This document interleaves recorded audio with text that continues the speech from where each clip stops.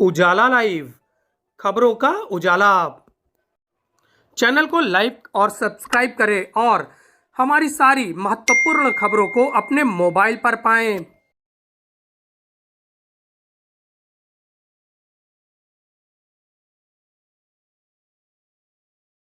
आशीर्वाद संस्था ने मनाया खुशियों भरा दीपोत्सव। दीपावली के अवसर पर वृद्ध दिव्यांग लोगों को बांटे गए उपहार। सांस्कृतिक कार्यक्रमों के जरिए छात्र छात्राओं ने लोगों का मन मोह लिया। दिव्यांग बच्चों, बस्तियों के गरीब बच्चों और वृद्धों के साथ दीपावली उत्सव मनाई गई। हर साल की भांति इस वर्ष भी आशीर्वाद संस्था के द्वारा रोशनी के त्यौहार दीपावली के मौके पर बस्तियों पर रहने वाले गरीब, असहाय बच्चों, दिव्यांग बच्चों एवं वृद्धाश्रम में रहने वाले वृद्धों के साथ आशीर्वाद की दीपावली कार्यक्रम का आयोजन किया गया। मुख्य अतिथि के रूप में इफ्को फूलपुर से विनुता कुदेसिया ने दीप प्रज्वलित कर कार्यक्रम का उद्घाटन किया। आशीर्वाद संस्था के सदस्यों के द्वारा मुख्य अतिथि का स्मृति चिन्ह देकर सम्मान किया गया। इस कार्यक्रम में दिव्यांग बच्चों और बस्तियों के गरीब बच्चों के द्वारा सांस्कृतिक प्रस्तुतियां भी की गई, जिसे देखकर कार्यक्रम में उपस्थित हर कोई मंत्रमुग्ध हो गया। उक्त कार्यक्रम को सफल बनाने के लिए राजेंद्र विद्यालय सिविल लाइंस के दिव्यांग बच्चे, नेहरू ग्राम भारती जमुनीपुर कोटवा के दिव्यांग बच्चे, दारागंज कुष्ठ आश्रम के बच्चों ने और वृद्धा आश्रम आधारशिला के वृद्धों ने भाग लिया। कार्यक्रम में दिवाली के अवसर पर आशीर्वाद संस्था की तरफ से बच्चों और बुजुर्गों को दीपावली उपहार देकर उनके साथ दीपावली की खुशियां बांटी गई। दीपावली गिफ्ट पाकर बच्चों और वृद्धों के चेहरे खिल उठे। आशीर्वाद के दीपावली कार्यक्रम को सफल बनाने के लिए Saurabh Vaishya, Neeraj Soni, Sumit Singh, Harjinder Singh, Shashank Singh, Sanjeev Agarwal, Umang Grover, Pramod Bansal, doctor B K Kashyap, doctor V K Singh आदि का सार्थक सहयोग रहा। कार्यक्रम का संचालन अभिजीत मिश्रा ने किया। कार्यक्रम में आशीर्वाद संस्था की ओर से सचिव मनीष वर्मा, उपाध्यक्ष कासिफुद्दीन, सह सचिव विमल श्रीवास्तव सहित भारी संख्या में लोग मौजूद रहे।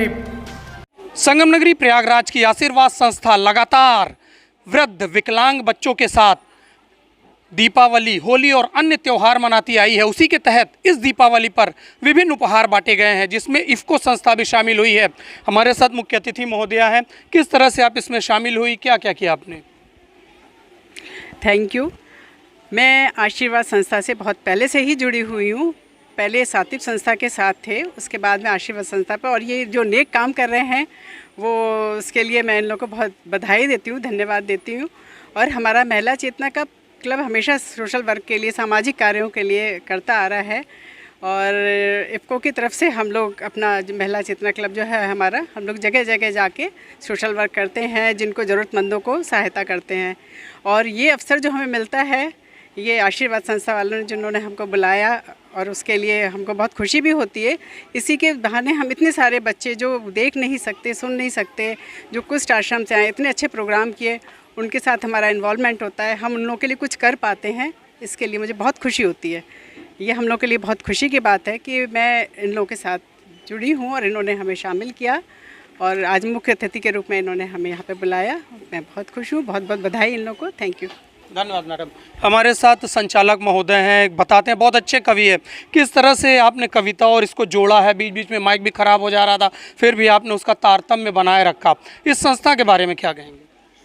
संस्था के बारे में बहुत ज़रूरी बात तो ये कि समाज में जो परिवर्तन की आवश्यकता है आजकल, आप देख पा रहे हैं कि दिव्यांग बच्चे जिनके अंदर कला कूट कूट के भरी हुई है, वो बच्चे जो जिस उम्र में बच्चों को ABCD बोलना नहीं आता, उस उम्र में बच्चे अगर संस्कृत के श्लोक गा रहे हैं और गीता का पाठ कर रहे हैं, अद्भुत गीत गा रहे हैं सुरों की पूरी समझ के साथ, तो ये अपने आप में काबिलियत की बात है और इसको बढ़ावा देना बहुत आवश्यक है। भारत कहीं ना कहीं इन चीज़ों में पीछे रहा है कि हम अपनी कला को उस आयाम तक पहुँचा नहीं पाए जिस आयाम तक पहुँचाना चाहिए था। तो ऐसे क्षेत्रीय या प्रयागराज की आज़मी, जहाँ पर जिसके लिए कुमार विकास जी ने लिखा कि कभी संगम की रेती की महकती शाद लिख देना, निराला की कोई कविता भी करके याद लिख देना, ज़रूरत ही नहीं तुमको बहुत कुछ खास लिखने की, मोहब्बत जब भी लिखना हो इलाहाबाद लिख देना।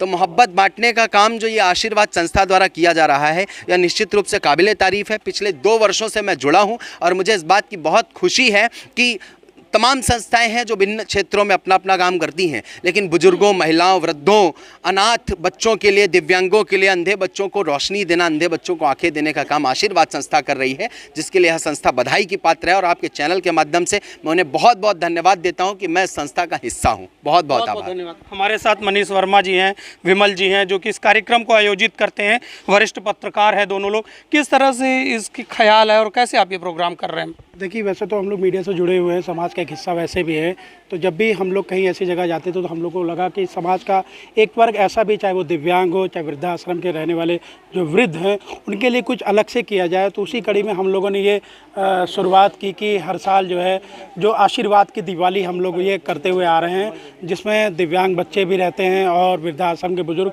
जिनके साथ हम आशीर्वाद की दिवाली मनाते हैं, ताकि इनको भी हम मुख्य धारा से जोड़ सकें। एकमात्र उद्देश्य हमारा यही है और निरंतर ये हमारा प्रयास ये जारी रहेगा और सबके सहयोग से ये कार्यक्रम सफल होता है। और निरंतर ये मैं यही कहूँगा कि हम ये अपील भी करना चाहेंगे कि समाज से और भी जो लोग जुड़े हुए हैं वो भी ऐसे दिव्यांग बच्चे और बस्तियों में रहने वाले गरीब बच्चे हों, चाहे वृद्धाश्रम में रहने वाले बुजुर्ग हो, उन सब के लिए जरूर संकल्प मनीष जी आपने क्या लिया? आपकी जो संस्था के सदस्य हैं, आप लोगों ने मिलकर क्या संकल्प लिया है? संकल्प तो हमारा ये है कि जो मैंने बताया कि समाज से जो ऐसे लोग जुड़े हुए हैं, चाहे वो दिव्यांग हो, चाहे वृद्धाश्रम के लोग हों, तो उनके लिए उनकी सेवा करना ही हमारा संकल्प है। तो समय समय पर मैंने आपको बताया, चाहे वो दीपावली हो, होली हो, तो हम लोग ऐसा कार्यक्रम संस्था के माध्यम से करते हैं ताकि उन्हें भी मुख्य धारा से जोड़ सके और उनके चेहरे भी मुस्कान आ सके। ये हमारी एक छोटी सी कोशिश हमेशा जारी रहती है। बहुत बहुत बधाई आपको, धन्यवाद। तो जिस तरह से आशीर्वाद संस्था लगातार वृद्ध, बुजुर्ग और विकलांगों, दिव्यांगों के साथ मिलकर सारे त्यौहार मनाती है और लोगों का ख्याल रखती है कि किस तरह से वह आम धारा में जुड़े, इसको लेकर आशीर्वाद संस्था विशेष आशीर्वाद की पात्र है, जो कि बड़े बुजुर्ग लोगों से आज उन्होंने प्राप्त किया है। इस तरह के कल्चरल प्रोग्राम करके जो अपनी संस्कृति है उसको भी बढ़ावा देने का काम आशीर्वाद संस्था कर रही है। आलोक मालवी, उजाला लाइव, प्रयागराज।